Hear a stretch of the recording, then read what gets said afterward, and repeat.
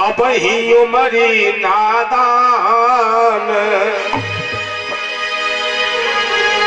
कि तेरी अब ही उमरी नादान नादान मत जाए तपस्या करी मेरे तेरी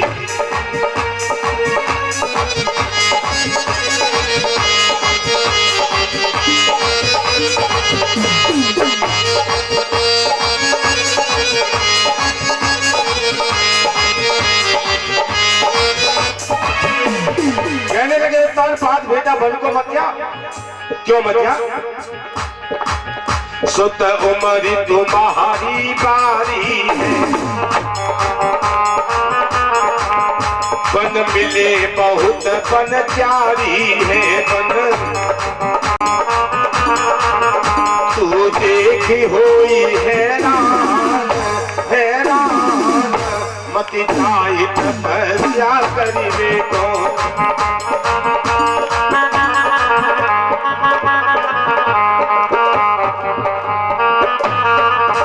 तेरी अब ही उमरी नादान नादान मती जाए तपस्या करिवे को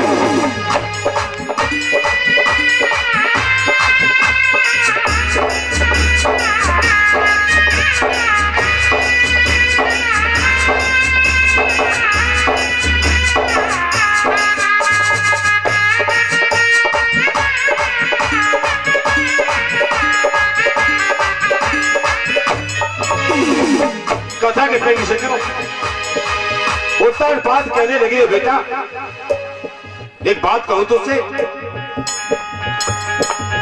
कोई आधो राज कहाऊंगो कोई आधो राज कहाऊंगो रे कोई सुत के मन घर को जाऊंगो करीबे हरि को गुरदान गुरदान मत जाए तपस्या करीबे को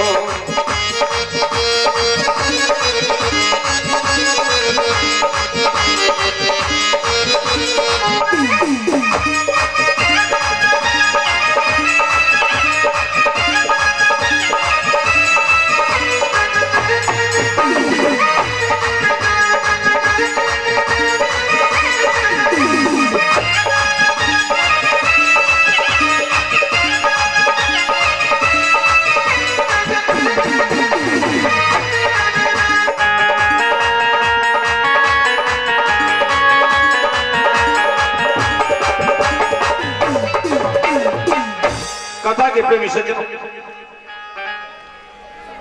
उत्तानपाद ने समझाया कही बेटा अभी मंत्री को बुला के तेरे नाम आधा राज्य लिखता हूं, लेकिन भजन करने मत जा। ध्रुव जी ने हाथ जोड़े कही पिताजी अब नहीं मानूंगा, अब तो जरूर जाऊंगा, क्योंकि तुम्हारी बातें सुन के मुझे ईश्वर के ऊपर और भरोसा हो गया है। उत्तानपाद ने पूछा बेटा मैंने ऐसा क्या कह दिया? ध्रुव कहते पिताजी अभी थोड़ी समय पहले मैं भगवान के बारे में नहीं जानता था और मौसी ने मुझे धक्के मार के घर से निकाल दिया। आप कुछ नहीं बोले। अभी मैंने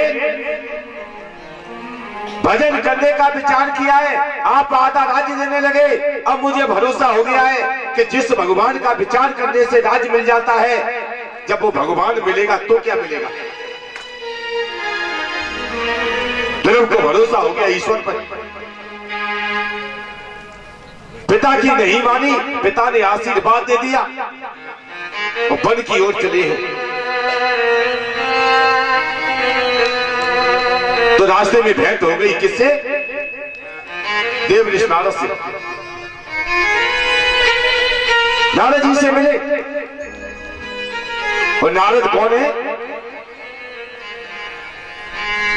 भगवान की कृपा का पूर्ण सर्टिफिकेट, जिसको नारद जी मिलते हैं उसे भगवान जरूर मिलते हैं। रास्ते में मिल गए। कही बालक कौन है तू?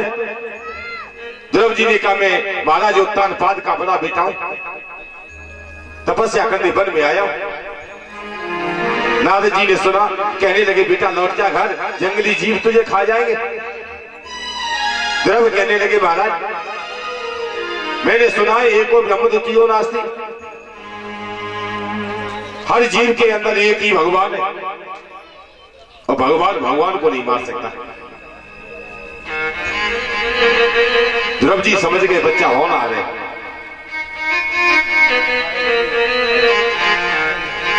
कहने लगे बेटा तूने किसी को गुरु बनाया है? नारद जी ने पूछा। ध्रुव ने कही महाराज हम नहीं जानते गुरु क्या होता है। नारद जी बताने लगे ज्ञानम गृणाति ददाति गुरु, जो ज्ञान देता है, ज्ञान देता ही नहीं है ग्रहण कराता है। ज्ञानम गृणाति ददाति, जो ज्ञान देता ही नहीं है ज्ञान को ग्रहण करने की प्रक्रिया भी समझाता है, वो गुरु है। ध्रुव जी ने मन में सोची ऐसा तो कोई नहीं मिला आज तक, और ये बात भी किसी ने नहीं बताई। ध्रुव ने नारद जी के पांव पकड़े, कही महाराज अब घर लौट के जाएं, उससे बढ़िया आप मिल गए, अब आपसे अच्छा गुरु कहां मिलेगा। नारद जी ने कही बेटा यावद गुरु निक्रियते सिद्धि स्थावन न लभ्यते, संसार में जिसका गुरु नहीं है उसे कभी सिद्धि नहीं मिलती। अब तू मुझे गुरु बनाना चाहता है तो मैं तुझे एक दिव्य मंत्र देता हूं। ऐसा मंत्र जिस मंत्र को नदी के जल में कमर तक जल में घुसकर 7 दिन 7 रात एकाग्रचित होकर पाठ किया जाए उस मंत्र का, तो आकाश में विचरण करने वाले सिद्ध और गंधर्व दिखाई देने लगते हैं। 12 अक्षर मंत्र दिया। कही पुत्र यमुना के किनारे मधुवन में इस मंत्र का जाप करना। मंत्र दिया है ओम नमो भगवते वासुदेवाय।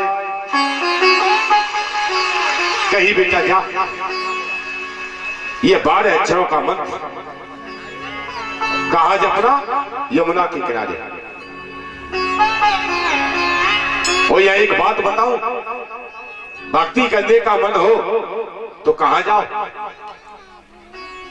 कौन सी नदी पे जाना चाहिए? यमुना पे। राजा परीक्षित गए गंगा के किनारे और ध्रुव जी जा रहे हैं यमुना के किनारे। 3 नदियों का वर्णन है भागवत में, गंगा यमुना सरस्वती। जीवन का अंतिम समय हो राजा परीक्षित की तरह तो गंगा के किनारे जाओ। गंगा क्या है? ज्ञान। जिंदगी के अंतिम समय पर भक्ति नहीं हो सकती लेकिन ज्ञान हो सकता है। ज्ञान का सहारा लो तो मुक्ति मिल जाएगी। और भक्ति करनी है तो यमुना के किनारे जाओ, क्योंकि यमुना भक्ति है। भजन करने का सबसे बढ़िया साधन यमुना के किनारे बनता है। सरस्वती सत्कर्म का प्रतीक है। ध्रुव जी यमुना के किनारे आए, यमुना के पावन जल में बैठकर स्नान किया, किनारे आसन लगाया और प्रभु के दिव्य मंत्र का जाप करने लगे।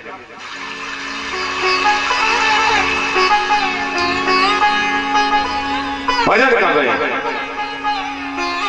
एक आसन पर बैठकर 3 दिन तक लगातार भजन किया। 3 दिन के बाद उठे, कुछ फल खाए, फिर प्रभु का भजन करने लगे। 1 महीना बीत गया। दूसरे महीने में एक आसन पर बैठ के ध्रुव जी 6 दिन तक भगवान का भजन करते हैं। अब फल नहीं खाते, सूखी घास सूखे पत्ते खाते हैं। तीसरे महीने में 9 दिन तक बैठकर भगवान का भजन किया। केवल जल पीते।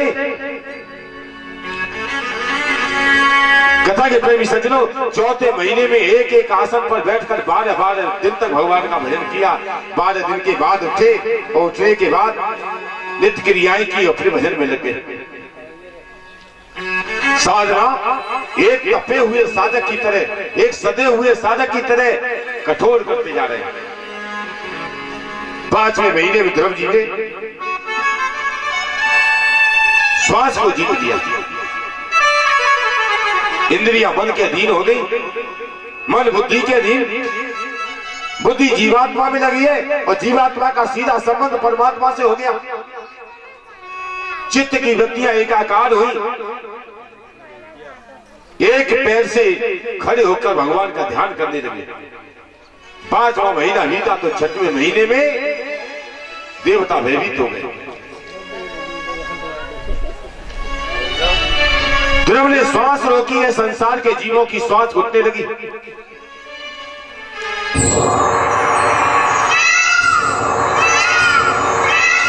देवता भागते हुए भगवान के पास आए, कहने लगे प्रभु चलिए और ध्रुव को दर्शन दे दीजिए।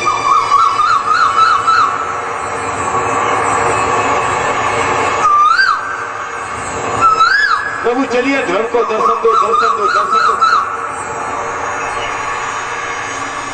और कथा बता रही है कि कर्म इतना अच्छा हो हमारा कि देवता भी भगवान के पास जाके हमारी सिफारिश करें। साधना इतनी उच्च कोटि की हो कि आपकी सिफारिश के लिए देवता जाए।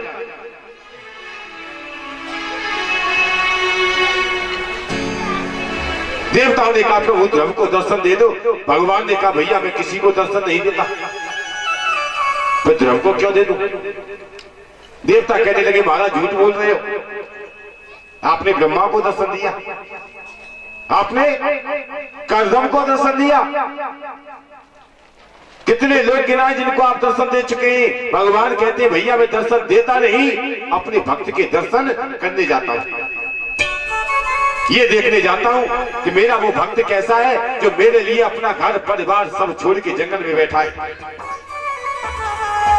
तुम कहते हैं तो मैं ध्रुव को देखने जरूर जाऊंगा। आज भगवान ध्रुव की तपस्या से रीझकर, उसकी भक्ति से रीझकर मधुवन में चतुर्भुजी रूप में गढ़ पर सवार होकर ध्रुव के सामने प्रकट हो जाते हैं। बोलिए गोविंद भगवान की। भगवान प्रकट हुए।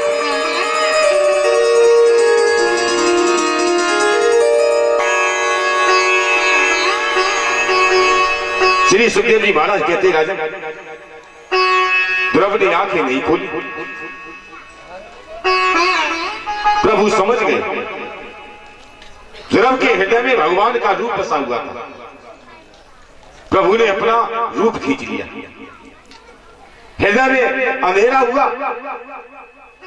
ध्रुव कैसे भक्त हैं? प्रभु के भक्त दो प्रकार के, एक तो योगी भक्त, एक वैष्णव भक्त, दोनों में अंतर है। योगी जब साधना करता है तो भगवान का रूप कहां देखता है? दोनों व्यक्तियों के बीच में जहां तृप्ति है। और वैष्णव ईश्वर को हृदय में देखता है। अंधेरा हुआ दिल में, हृदय में अंधकार हुआ तो ध्रुव ने भयभीत होकर आंखें खोली। जो रूप हृदय में देख रहे थे वही रूप सामने। ध्रुव जी की वाणी मुक हो गई, सामने भगवान खड़े हैं, चरण पकड़ लिए, लेकिन वाणी से निकला कुछ नहीं। प्रभु समझ गए ध्रुव के मन की बात। हाथ में शंख लगा हुआ था, ध्रुव के कपोल से लगाया, गाल से लगाया, तो ऐसा लगा मानो ध्रुव को सरस्वती सिद्ध हो गई है। ध्रुव को सरस्वती सिद्ध हो गई। हाथ जोड़े ध्रुव जी ने वंदना की, कही प्रभु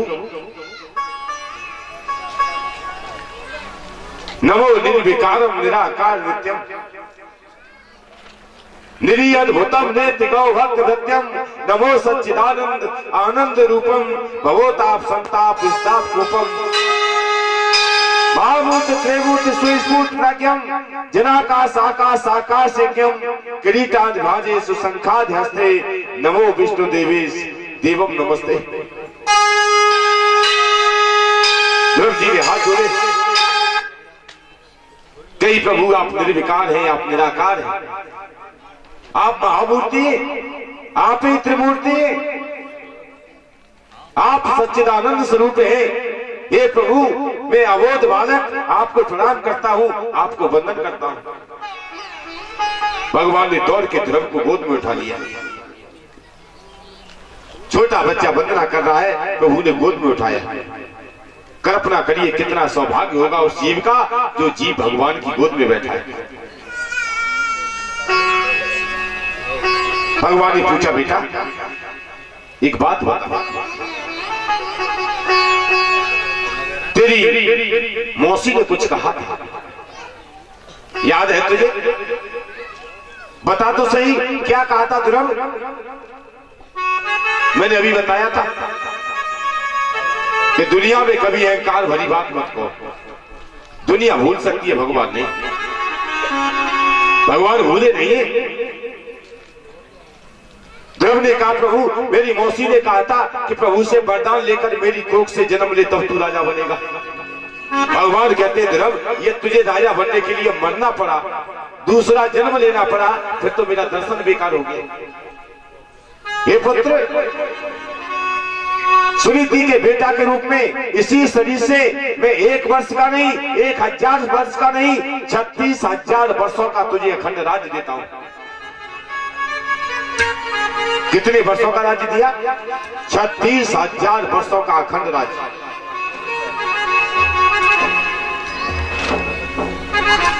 ईश्वर इतना देता है जितना जीव सोच नहीं सकता।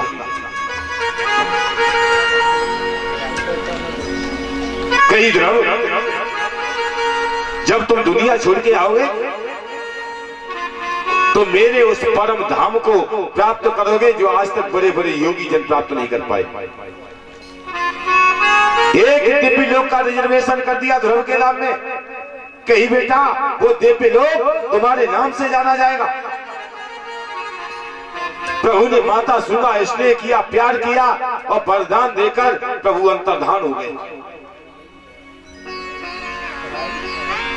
ध्रुव जी ने चारों तरफ देखा, अभी तो भगवान खड़े थे, कहां चले गए? बेचैन हो गए ध्रुव जी। चारों तरफ भगवान को देखने लगे, भगवान नहीं मिले तो जहां खड़े थे प्रभु वहां की मिट्टी उठा के माथे से लगाने लगे।